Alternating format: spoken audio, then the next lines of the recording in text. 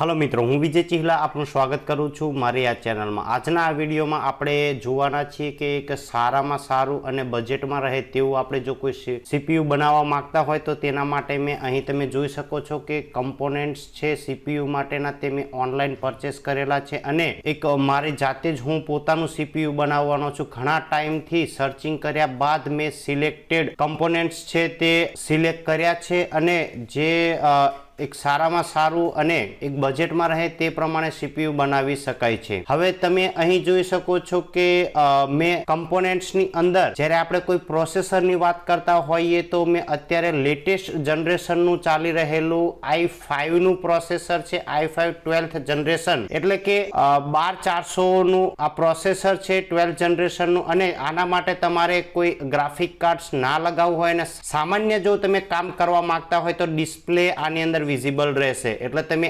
આ પ્રોસેસર લેવા માંગતા હોય તો i5 12th જનરેશનનું અત્યારે લેટેસ્ટ પ્રોસેસર મેં ઉપયોગ કર્યું છે આ સીપીયુ માટે। અને જ્યારે આપણે વાત કરીએ કે મધરબોર્ડની તો અહીં તમે જોઈ શકો છો કે મધરબોર્ડની અંદર મેં Asus નું 610ME D4 મધરબોર્ડ લીધેલું છે અને આ એક સારા બજેટમાં રહી અને એક સારું એવું સીપીયુ બનાવવા માટે મેં આના રેટિંગ પ્રમાણે મેં આ Asus નું મધરબોર્ડ સિલેક્ટ કરેલું છે। આનું આપણે અનબોક્સિંગ પણ કરીશું અને ટ્રાય કરશું કે આપણે જ્યારે સીપીયુ બનાવીએ ત્યારે પણ એક વિડીયો શેર કરી શકાય તમારી સમક્ષ, જેના દ્વારા એક સીપીયુને કઈ રીતના બિલ્ડ કરવું તેના વિશે પણ માહિતી આપણે મેળવશું। તો આ મધરબોર્ડ છે Asus નું 610M મધરબોર્ડ મેં અહીં આ લીધેલું છે સીપીયુ માટે। હવે આપણે મેમરી કાર્ડની જો વાત કરીએ તો સીપીયુની અંદર રેમ અને અત્યારે હાલમાં જ લેટેસ્ટ વાત કરીએ તો SSD અને હાર્ડ ડ્રાઈવ ઉપયોગ થતા હોય છે। હવે અહીં આપણે રેમની અંદર કોર્સિયરની 8GB ની 2 સ્ટીક મેં અહીં લીધેલી છે જે હીટ સિંક છે એટલે હીટ માટે પ્રોટેક્ટેડ આ રેમ છે, તો તમે આનો ઉપયોગ કરી શકો છો। અહીં મેં 8GB ની 2 સ્ટીક લીધેલી છે એટલે અત્યારે મારા કામ પ્રમાણે મારે 16GB ઇનફ મને લાગી રહ્યું છે એટલે મેં અહીં બે સ્ટીકનો ઉપયોગ કરી શકાય એ રીતે મેં 8GB ની 2 રેમ લીધેલી છે। અને વાત કરીએ કે SSD ની તો WD ની આ SSD છે જે 3500 Mbps ની સ્પીડ આપે છે અને અત્યારે અહીં મેં 500GB SSD લીધેલી છે જે હું આ સીપીયુ ની અંદર ઉપયોગ કરવાનો છું। મિત્રો અત્યારે જો તમારું બજેટ ના હોય તો તમે 128GB અથવા તો 256GB SSD જરૂરથી લગાવજો, કેમ કે અત્યારે આની જે સ્પીડ છે તે ખૂબ જ સારી હોય છે અને એટલીસ્ટ તમે સોફ્ટવેર રાખવા માટે SSD નો ઉપયોગ કરી શકો છો। જો તમે કોઈ ડેટા રાખવા માટે ઉપયોગ કરવા માંગતા હોય તો અહીં મારી પાસે Seagate ની 1TB ની હાર્ડ ડ્રાઈવ મેં લીધેલી છે જે હું ડેટા સ્ટોર માટે આનો ઉપયોગ કરવાનો છું। અહીં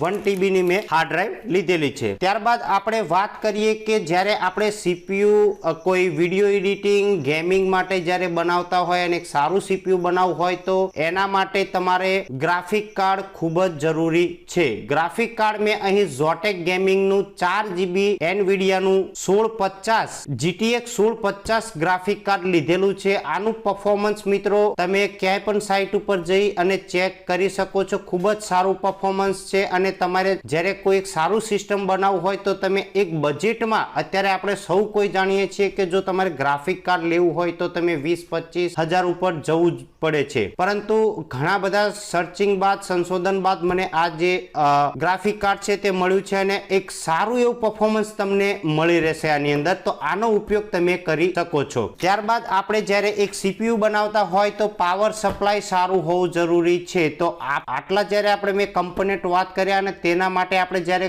એક પાવર સપ્લાય વાપરવાનું હોય તો મેં અહીં કુલર માસ્ટરનું 550 વોલ્ટનું પાવર સપ્લાય લીધેલું છે જે આ સીપીયુ ને પાવર આપવા માટે ઇનફ છે। તો એક સારામાં સારું પાવર સપ્લાય હોવું જરૂરી છે। મિત્રો આપણે જ્યારે આટલું એક સારું સીપીયુ બનાવતા હોય તો તેના માટે પાવર સપ્લાય સારું હોવું જોઈએ, તો અહીં મેં પાવર સપ્લાય લીધેલું છે કુલર માસ્ટરનું। ત્યારબાદ મિત્રો વાત કરીએ કે આપણે જ્યારે કામ કરતા હોય અને પાવર કટ આઉટ થઈ જાય તેવા તેવા સંજોગોમાં આપણું સિસ્ટમ છે તે બંધ થઈ જાય. હવે એ બંધ ના થાય તેના માટે પાવર બેકઅપ જરૂરી છે. તો અહીં મેં પાવર બેકઅપ માટે યુપીએસ લીધેલું છે. બીપી નું આ યુપીએસ છે, એક સારું એવું પરફોર્મન્સ તમને મળી રહેશે. ખૂબ સર્ચિંગ બાદ મને આ યુપીએસ મળ્યું છે અને તમે પણ આનો ઉપયોગ કરી શકો છો. આ તમામ જે કમ્પોનેન્ટ્સ છે તે મેં ઓનલાઈન મંગાવેલા છે. તેના માટે આ તમામ કમ્પોનેન્ટ્સના લિંક તમને ડિસ્ક્રિપ્શન બોક્સમાં મળી જશે. ત્યાં જઈ અને તમે ઓનલાઈન ચેક કરી શકો છો. ત્યારબાદ